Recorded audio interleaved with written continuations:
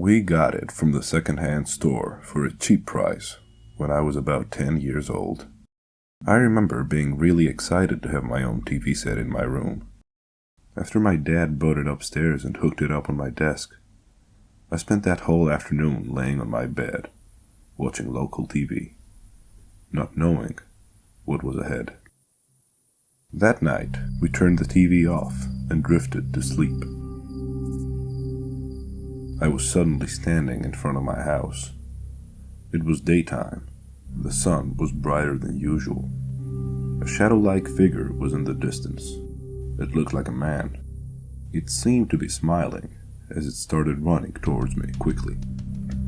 I took off, trying to get away. The shadow got closer and closer. It was about to catch me when I woke up.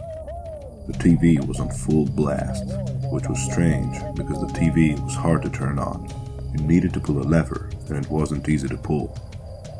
I shut off the TV, so it couldn't wake up my brother and baby sister. I drifted back to sleep. Over the past week, things got even creepier. The nightmares became darker. The shadow became more aggressive. I do not entirely remember, but it always had that haunting smile.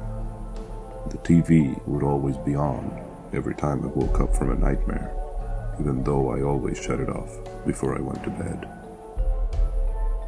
An odd incident occurred when my baby sister was able to escape the crib before wandering to my parents' room. She stared at them with an expressionless face for a long amount of time. My dad kept telling me that the TV would always turn on at full blast in the middle of the night, and how it drove him crazy. The shadow started hurting me in the dreams. I remember once that the shadow had me trapped in a room. The room was small and pitch black. The only thing I saw was that smile. I saw it taking out a knife and jamming it into my chest. The pain felt so real, so intense. I instantly woke up and checked if I was alive. One morning, I was in my room when I saw the shadow standing at my doorway. This time, I saw him clearly. His face was decomposing, and he still had that horrific smile. He stared at me with those crazed eyes. It stood there for 2 seconds until it disappeared.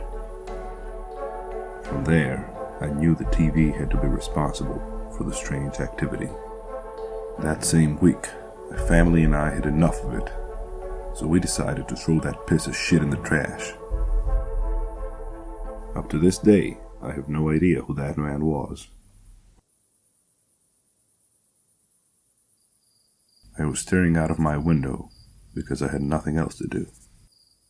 He was standing in an alley beside my house, waving goodbye.